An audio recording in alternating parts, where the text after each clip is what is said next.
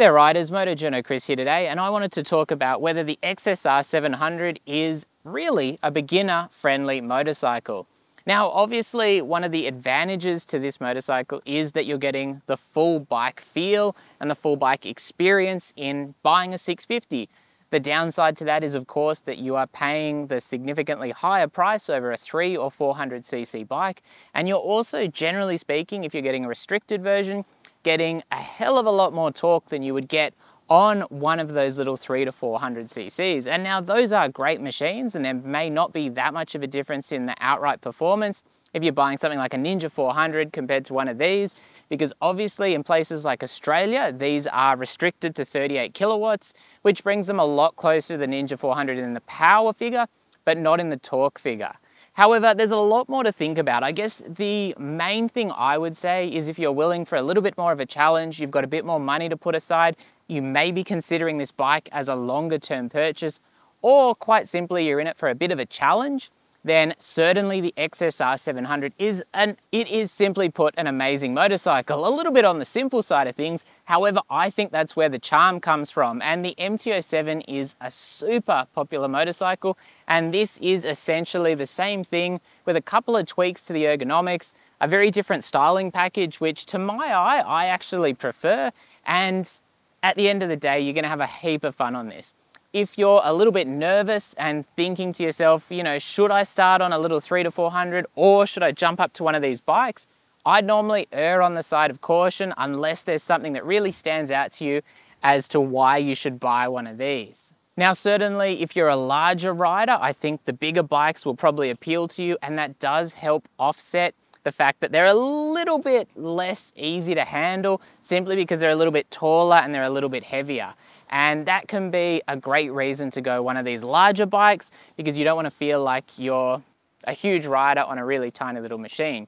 However, that being said, I would say most of even the 300 to 400cc options are still viable choices for riders of most sizes. Now, as far as the strengths of this bike, even in, say, comparison to an MT-07, I would say the slightly more relaxed ergonomics as far as the handlebars make it a little bit of an easier machine to ride overall, and that is somewhat offset by that taller seat height, but I still think it's quite manageable. As long as you're getting a foot down flat, I think that's within reason. Obviously, 2 feet down flat is better if you're lacking in confidence and you're not the kind of person who really likes to jump in the deep end of things, and in that case, maybe look back at the MT-07 or one of the smaller bikes, but the ergos on this are a little bit more relaxed. As a bit of a double-edged sword, the 270-degree crank engine in this is a little bit rougher. It's a little bit more like a V-twin, if you ask me, than a parallel twin. It's somewhere in between the two, and as a result of that, it can be a little bit rough on those power transitions down low, but that's something that you can easily ride around using the clutch. So I wouldn't be too afraid about that.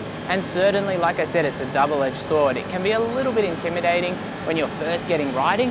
However, that is where the fun is going to come from as you expand your riding skills and you have a bit of a hoon on one of these machines. So certainly in that regard, it's very much something that at times it may be a little bit of a disadvantage, but generally speaking, I think it really speaks to the character of this bike.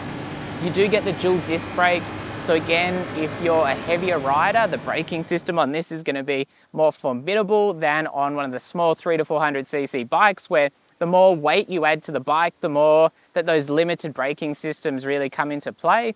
The dual brake system on this, well sorted. It does have a very much a one-size-fits-all suspension setup, and really that's what these bikes offer. However, I don't think, again, that should count against it too much, because realistically speaking, while these are slightly on the premium end of things as far as the pricing, it's still very much within reason for what we're seeing in the segment. Perhaps not quite what we'd like to see, but pretty much the norm. The styling as well is really cool, and it's something a little bit different, and that's probably what's attracted you to this bike in the first place. So certainly if that's a winning proposition for you, definitely think about that and think about whether you're going to buy one of these bikes. So overall, I would definitely recommend this to a rider who is certainly willing to jump in the deep end on a beginner motorcycle, even if we're talking an unrestricted version of one of these bikes. You know, in America or somewhere like that, where you don't get the lambs or the A2 version that we get here in Australia or over in Europe. I still think these are quite a manageable bike, and that's certainly why the MT-07 has done so well. It's been such an exceptional success really everywhere. particularly amongst new and intermediate riders. And I do think that while it's a little bit more of a challenge to jump on one of these when you're getting started, it will be a more rewarding machine for longer, which is going to keep you happier and probably not upgrading quite as quickly, which certainly is a winning proposition if you're thinking about buying a bike for a longer term. I'm not going to say it's a winning proposition from the expenditure side of things, because you're spending significantly more on one of these than on a 300 to 400cc, and you do have to take that into account.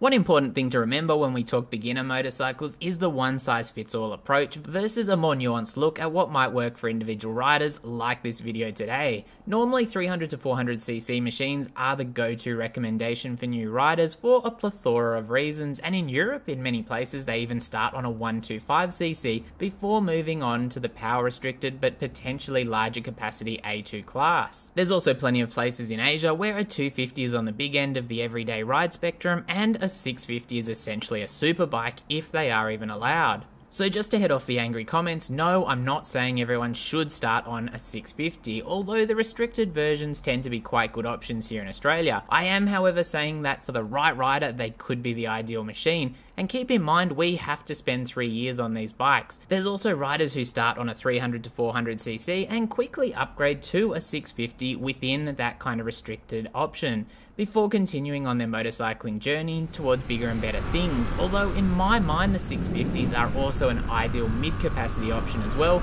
even for experienced riders.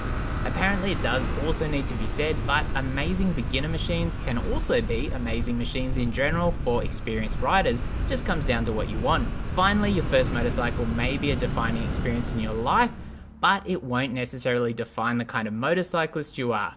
Don't be afraid to try different things and take a chance. Just do it on the bike choice and not on riding safety.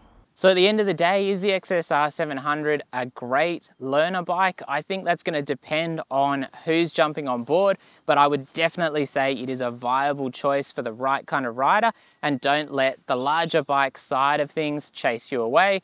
And certainly if you think the price is right, then it may just be the option for you. Anyway, if you've got any questions about this particular bike, let me know down below in the comments. As always, stay safe out there. Thanks for watching. I'll be back soon.